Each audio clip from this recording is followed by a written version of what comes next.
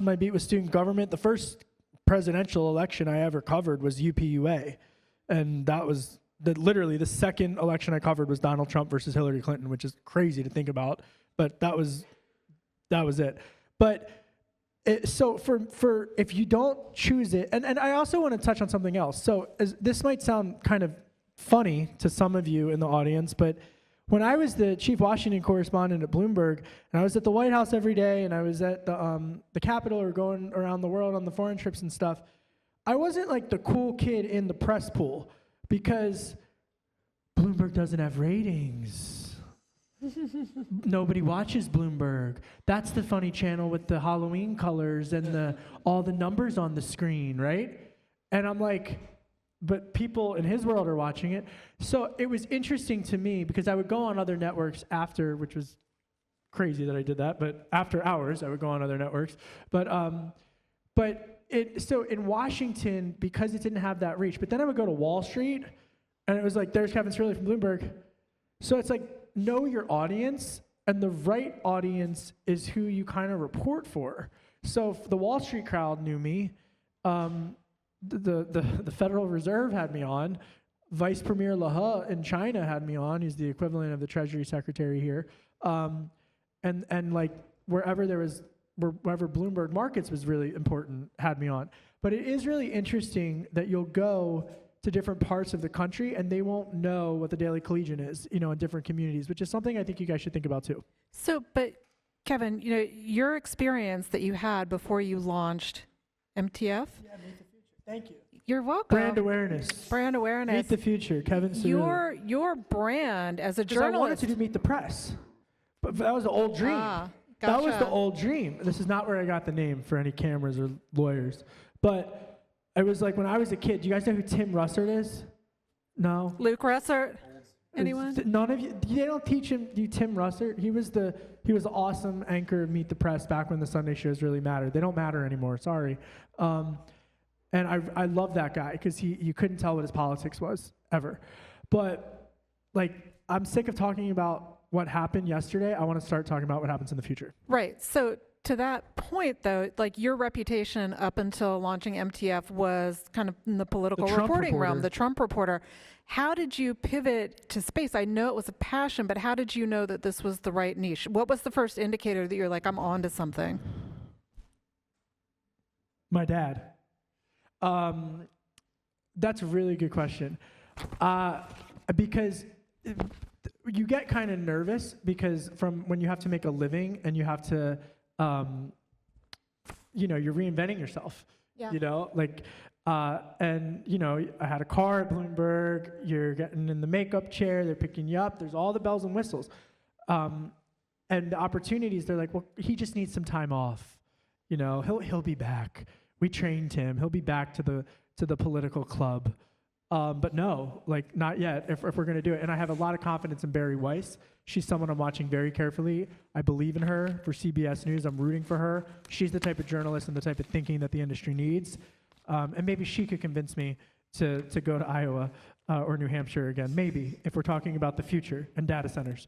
But my dad wrote me an email on my newsletter because he was on my list, and he was like, this is awesome. Because I was talking about the James Webb Telescope and all of these galaxies that were being discovered. And he was kind of bored by the political stuff by the end of it. Right. Okay. Well, so that's great. So you knew, you started getting positive indicators, and it wasn't just your dad, which is important. Your dad's great, but I'm sure he didn't want to support I think you. What's interesting, because this is important, though. A lot of people rolled their eyes, and now it's kind of fun. I'm not going to lie to you. Mm-hmm. You remember when you're on the list and getting invited to places, and then when suddenly you're off the list, and you remember it. You can't help it. We're human. We're not robots yet. But my two favorite robots are Perseverance and Curiosity, and they're on Mars. And with Perseverance and a lot of curiosity, I just kept doing it. To your point, you just hit your reps every single day, and suddenly NASA's reading you, and that matters. Suddenly Space Force reached out and wanted me to host something at the National Press Club, and there's photos, and CNN showed up. Yep. And you build, a brand, and suddenly people take you seriously. Right. You built that authority. So, turning the page a little bit to another question, you spoke a little bit about your revenue mix earlier, Dustin, but can you kind of give us more of a sense of that? Like, walk us through your current revenue mix, and keep in mind, folks, that like when we turn and ask Kevin the same question, it's going to be probably very different, right? Because in the creator space, there are a lot of different lanes that you can go down to get to your ideal revenue, and probably depending on which audience you're serving, like, you know, different opportunities will present themselves. Yeah, I mean, I started the newsletters to be top of funnel marketing for me. Like, I need to be out there, like, I'm doing consulting work, but the only way, yes, people know me on LinkedIn or whatever else, but like, if I'm out there writing a lot, then people will find me and discover me. And that was working for me, even when I was only doing it like weekly. So I'm like, I don't even care if the newsletter makes money at the beginning. I just wanted to be doing it. I wanted to be out there. And it was working. And then again, I like, if I write more, then there's more of that's going to come in. And my, like, again, I was like totally thinking the newsletter, like, not even as a business itself. Like, this is just a means to an end. And then, like, again, it started working, and I started getting way more inbounds just from that. But then, yeah, like 6 months ago for me, really, like, the revenue spigot started on. I'm like, I like asked people if they want to subscribe to it. I started this other newsletter in January. I was like, oh, this is going to be pre-revenue for a while. And then people just started asking me, hey, can I be on your newsletter? I'm like, I'll make something up and you can put some money behind it. That'd be fine. So like consulting is like, it's hard to ROI it because I take equity in companies, or I take piece of future revenue. I do an hourly for the Massachusetts Gaming Commission. So like that's a de minimis part of like today revenue. I have a paywall on one newsletter a week that generates like 20,000. Again, pretty small piece of what I do. I endeavor to do more. 20,000 yearly or 20,000 annually, yeah. Okay, For the paywall. Gotcha. And then the like most of it is B2B sponsorships. It's again like for me the light you ask like when the light came on for like when I knew this was something like I went to a conference and I'm like I'm in Oregon in the middle of nowhere. I see people and people subscribe to my newsletter, but I'm like went to a conference this time last year and they're like, I love your newsletter. Like, I read it all the time. It's like I publish in the afternoon, and they're like, this is like the last thing I get caught up on the news today. I read whatever take you have on the world, and like I'm done with work, or I'm like, do this right after work. It was super validating for me to hear that. And then I started, hearing from like, really important people, not like NASA type people, but like CEOs of companies in the space. Like, those are important people. Yeah. Like I was just in Vegas last week. I interviewed the CEO of FanDuel in the presidential suite of the Venetian, and like again, I have a small audience, but like it's a small but mighty influential audience. And this will sound like tooting my own horn. It is a little bit, but like I get interviewed by Axios and a lot of the sports, like Sportico and Sports Business Journal, all these places. I've been interviewed by the New York Times. Back in my old days of daily fantasy sports, I was on Outside the Lines on ESPN. So I'm like, these moments are like. These are hugely validating. Like, I know I'm on the right path because like people who are really important are like care what I have to say, want me to, set the stage. Like in a lot of ways, like a trade pub is a in between for the mainstream media, and they want me to like set the narrative before. They need you. Yeah. Because your expertise is a commodity, and your expertise in this complicated thing, from their reporters don't know how to cover it or talk about it at all, and you do, and you're doing it on your own. You don't need them; they need you. For me, for the revenue stuff, which I don't really publicly talk about numbers. Sorry. That's fine. But it's okay. You don't trust us. What I would say is, especially now with cameras, but I would say partnerships and team. And so forming partnerships, like I view MTF, Meet the Future, MTF. I view that as a product, and I view iHeart as a distributor. I view the business networks as potential distributors. I view streaming channels as potential distributors for documentaries. And the brand is distribution. And you just kind of work from there. But I will say, every one of you should start to ask yourself, what is your worth? Because if you don't know your worth, I'll tell you about a really bad boss I had once, not at Bloomberg. To clear that up right away. If you don't know your worth, someone will tell you what your worth is for you. So you better know your worth. You better put a number on it, and you better go after it. I sat down in a contract renegotiation meeting, and I was very, very candid about the negotiation. And the head editor, looked at me in the face and said, "You're never going to make that much money." And I didn't even ask for like, if I said the number, and I'm not, because it was truthfully not a lot of money. That's what's crooked about the whole system, is this was several years ago.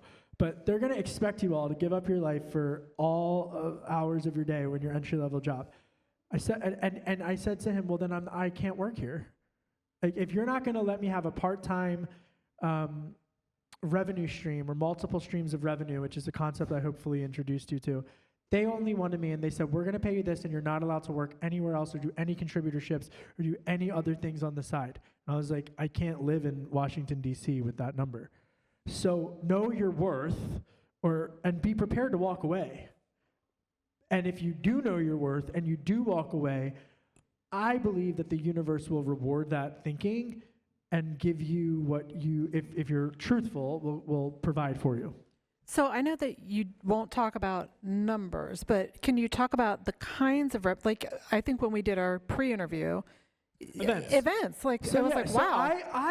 And events is like such a jargon word, like authenticity, right? It's like everyone wants to be authentic. I think for me, it's community. It's and you built community. I want to have people in the room who are interesting about the topics that we cover. We cover space, yes, which always gets everybody's attention, and I do believe in aliens, but we always gets people's attention. But we also cover quantum computing, artificial intelligence, cryptocurrency we're getting into, and predictive technologies and whatnot as well. So, and the future of energy as well, because in order to get to space, you need energy, and cyber. And so we bring together a room of community, and I'm kind of like a matchmaker in many ways. And you're building connections within people, because that's what journalism is all about, is community. So they're getting to know one another, and for their industry, they're meeting people to hopefully forge a business connection. Like I'm doing an event too in March as well. Like I kind of fell into this too, but like there's lots of gambling conferences, and I'm doing this on prediction markets, and I'm like, because I'm top of funnel for some, like, you want to start up an event, like what better audience to get a bunch of people together. I know the content, I can help you do the content. I don't know the event logistics, I'm learning that, but like that's, again, like the exciting— It's a pain in the ass, by the way. Yeah, I'm sure. Don't forget the check-in table. But the exciting part, like if I'm you guys right now, is like, you don't just go get a job. If you, like, somebody said it earlier, start something now that you're passionate about. Like whether it's on social media or a newsletter or anything. Like just do something so you've started it. Because you could leave college and just like do your own thing. Like again, like there's like I had a runway, and I was like had a name in my industry already, but like I kind of created a category out of thin air, and like that's possible now in a way it wasn't even like maybe 5 years ago. Add to that quickly. Yeah, and then we have to go to questions. Sorry. It's okay. But don't hide in your interviews that you use ChatGPT and artificial intelligence. At MTF, we believe artificial intelligence is like an SVP level, a senior vice president level, but you guys know how to use AI way better than the old guard. So that's actually how you can stand out, which is when I was your age, it was people needed us to learn how to do social media, but now it's like you guys know how to use AI. So don't hide it. I recommend that you tell your potential job employers how you're using it and how you can manage the AI system for them. All right, thank you. So on that note, I actually do want to open it up. We have a few minutes for questions, David. We have about 10 minutes for questions. So you've got these two great resources on stage right now telling you about what they're up to. So let's hear from you. Anybody have a question? Don't be shy. I know my students have some questions. Oh, over here. Go ahead.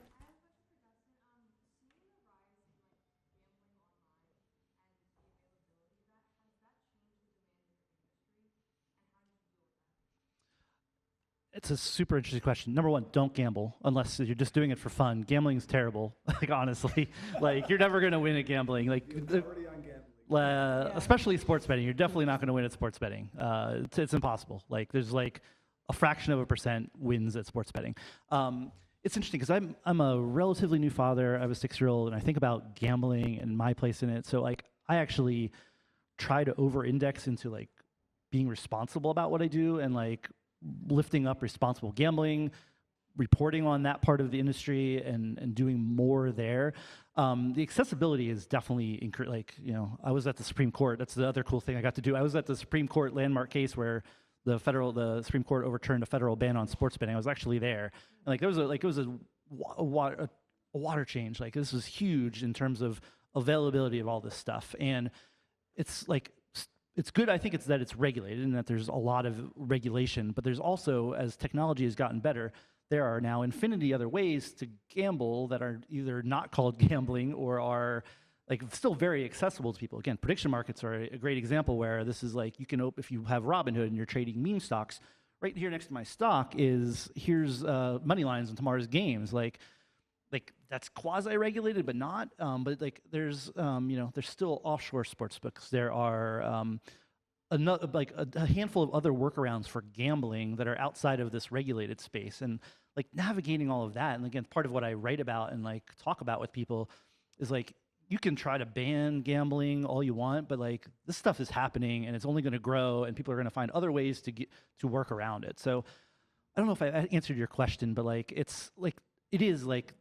The more we go online, and the more phones are in our hands, and the more we have gambling, like the more it's going to be a part of our lives. And like I see Kalshi and Polymarket again, like whether you know what they are or not, like you start like search for them, and you'll start seeing Bloomberg and Axios talk about the length of the government shutdown as being like we're getting price discovery through these prediction markets, where again you can just bet, trade, whatever you want to call it, on how long the government shutdown is going to be, who's going to be the next president. You can anything under the sun. And like this commodification of gambling, I think, is a little dangerous and concerning, but it's also the world we live in. It's not going away, so we have to like deal with what's in front of us and not just like it's impossible to ban these things. Like so we're gonna have to live with them. All right. Any other questions? Anyone? All right. Oh, we got one over here.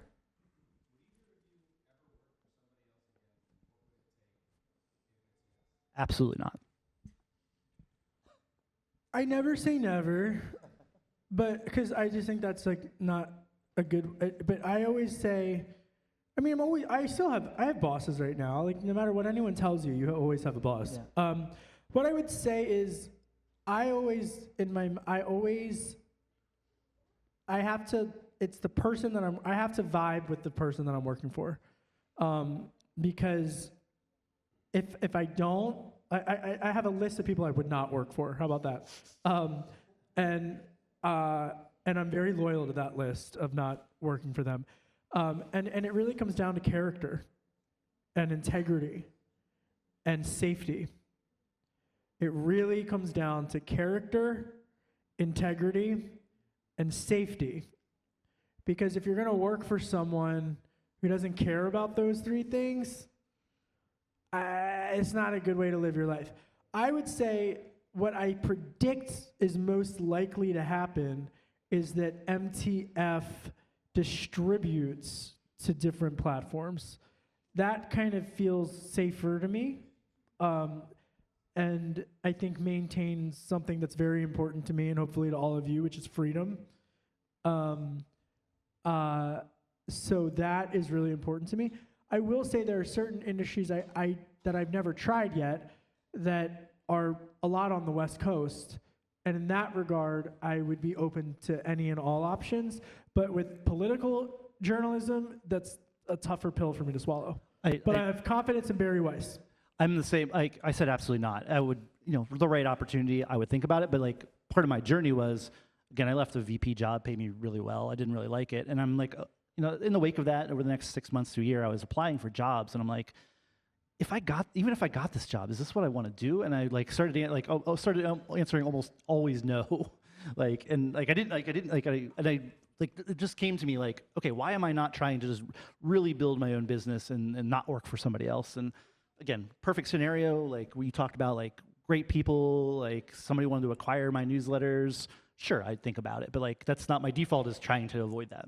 Well, and I was just going to say really quickly, usually, and you all will find this if you do go into traditional news organizations, that if you are a good person and good at what you do, you will often get promoted into management, which is maybe not what you got into all of this to begin with. And so it's not all it's cracked up to be. It's not all it's cracked up to be. You get paid more, and that's.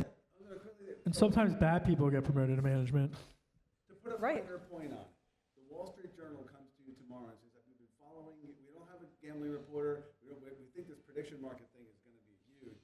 like, we want to hire you to come and be the beat reporter for the Wall Street Journal. No. You would say, I'm Dustin Gouker from the Wall Street Journal. I would not do that. Talk to your CEO. I would not do that. I would, if they wanted to like somehow partner with my newsletter, distribute it, or if they wanted to, again, acquire it or just be a part of like their offering, like maybe not the West, like there's other outlets that would, but like I would not just take a job being a beat reporter. Again, just doing it, I would not, I don't think. Yeah, I mean, I think to your point earlier, when it comes to creators versus legacy media organizations, we don't need them.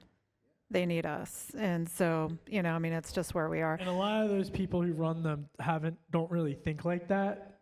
And especially when I run into them in DC, you can tell the ones who get it and realize they're on the Titanic, and then the ones who don't, and the ones who don't are just so smug and arrogant. And I'm like, good luck getting on that lifeboat. Yeah, yep. So I think we have time maybe for each of you to give, like, you've got students here. Let's give them something to think about that they can take away with them into their next class and their next week, into their next year as they're contemplating setting off on their journalism and communications careers. So, Kevin, what's your advice? Work hard. Be nice to people. Drink water. And don't let anyone else define you or your name or your SEO on your name, because the second they do and you're not in control of it, you're screwed. So if you don't like what your SEO is and what you're writing about over and over and over again, I mean, they told me I was the Sandusky reporter, then they told me I was the Trump reporter, and now I'm like, I'm the future reporter. Tell them what you are. Don't just tell them, show them. Yeah, I'll say, again, I just reiterate what I said before. Like, if you go out from here and you take a job in the real world, so like, this is my first thing, just get your feet wet, whatever. But I tell everybody in this room, build something yourself. What can you do that adds value to the world? Doesn't even have to add value to the world. Just what do you like? Like, are there superhero blogs and newsletters out there? Probably. Like, that's cool. I would read that. Like, like, just do something in the world. Be prepared for, again, this world to come. Like, again, if I had been in the seat 5 years ago, I'd probably be like talking much differently. All of us would be about media, but like, there are so many opportunities now. Again, I'm just doing newsletters, but like, you can do anything. We talked about social media earlier. Like, do something out there that's not just you're getting paid for, that is yours and that you own. Because owning an audience and owning a brand is like so valuable in today's world, and it's only going to get more valuable. And you can take it with you wherever you go. So, well, listen, thank you both to Dustin and to Kevin for joining us today. Thank you. And I think we're ready for the next panel.